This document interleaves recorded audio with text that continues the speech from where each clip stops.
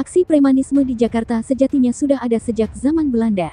Bedanya, saat zaman penjajahan para preman beraksi dengan merampok warga keturunan Belanda dan Tionghoa untuk kemudian hasilnya diberikan kepada masyarakat miskin.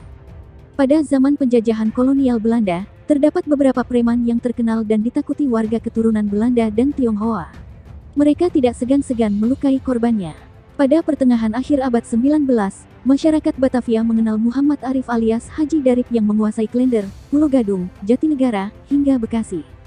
Sepak terjang kelompok Darip ini sudah kesohor sehingga pemerintahan Hindia Belanda mengiming-imingi hadiah kepada masyarakat yang bisa memberitahu keberadaan Darip. Dahulu target operasi yang dilakukan kelompok Darip bersifat patriotisme dan perampokan. Kelompok ini sangat selektif mengincar target operasi.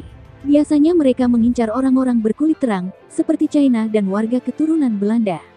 Pertengahan abad 19 sebenarnya ada juga beberapa preman yang kesohor. Mereka adalah sikonat yang biasa berbuat kejahatan di kawasan Kebayoran Lama hingga Tangerang. Sedangkan di kawasan pantai utara, ada preman bernama Angkri yang menguasai kawasan Marunda, Tanjung Priok, dan Ancol. Keduanya sama-sama merampok untuk diberikan ke warga miskin. Sepak terjang Angkri hampir sama dengan si Pitung yang sudah melegenda di Marunda. Kendati begitu belum ada catatan yang mengaitkan kedua orang ini.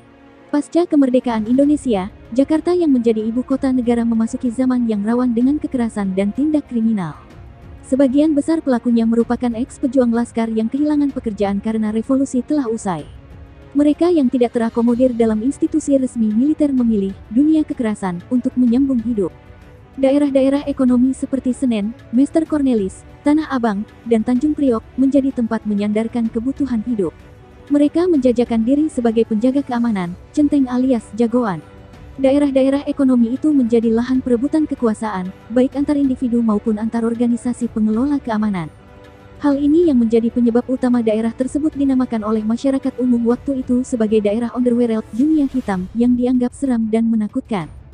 Tanjung Priok sebagai pelabuhan utama kota Jakarta menjadi salah satu lumbung ekonomi yang dipenuhi para jagoan.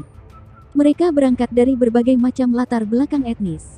Secara umum tidak ada penguasa tunggal dari latar belakang etnis dalam dunia kekerasan di kota Jakarta. Dua etnis yang pernah eksis dalam percaturan underworld di Jakarta Utara atau di pelabuhan Tanjung Priok dan sekitarnya adalah etnis Bugis dan Banten. Salah satu nama jagoan yang legendaris sebagai penguasa pelabuhan Tanjung Priok hingga akhir tahun 50-an adalah Lagoa, tokoh masyarakat Bugis yang bernama asli Labuang de Pasore. Selain sebagai tokoh masyarakat, Lagoa juga dikenal sebagai seorang jago yang merangkap menjadi mandor pelabuhan. Para buruh menganggap mandor sebagai tokoh jago yang dituakan. Bahkan dianggap sebagai pemimpin dari kalangan etnisnya.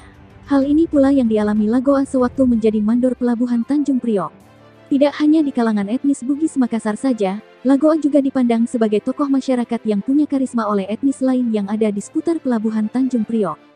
Di pelabuhan Tanjung Priok juga terdapat tokoh lain berasal dari etnis Banten yang berprofesi sebagai mandor, yaitu Haji Citra yang bernama lengkap Haji Citra bin Kidang. Namanya sudah kondang sebagai penguasa-penguasa pelabuhan Tanjung Priok sejak akhir tahun 1920-an yang direbutnya melalui pertarungan sengit dengan jago yang juga berasal dari Banten. Kedatangan Lagoa di pelabuhan Tanjung Priok sedikit banyak mengusik pendaringan Haji Citra bin Kidang. Sebab itu perseteruan kedua tokoh ini legendaris di pelabuhan Tanjung Priok. Kerap kerusuhan sering terjadi di pelabuhan Tanjung Priok karena perebutan kekuasaan dari dua mandor berbeda etnis ini, tidak sekali dua kali mengakibatkan korban nyawa yang menghiasi berita di koran-koran ibu kota kala itu. Cerita kedua tokoh mandor pelabuhan Tanjung Priok dari berbeda etnis ini meski diawali dengan perseteruan namun berakhir dengan harmonis.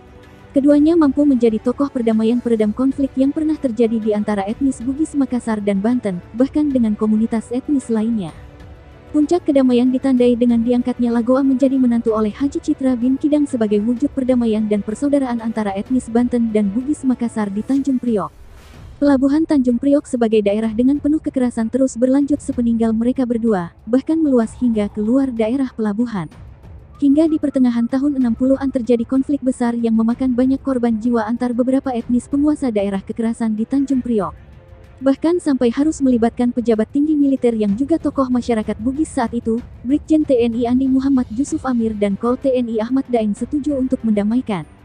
Sampai kini, Tanjung Priok masih dikenal sebagai daerah keras, meski tidak lagi sekeras dulu.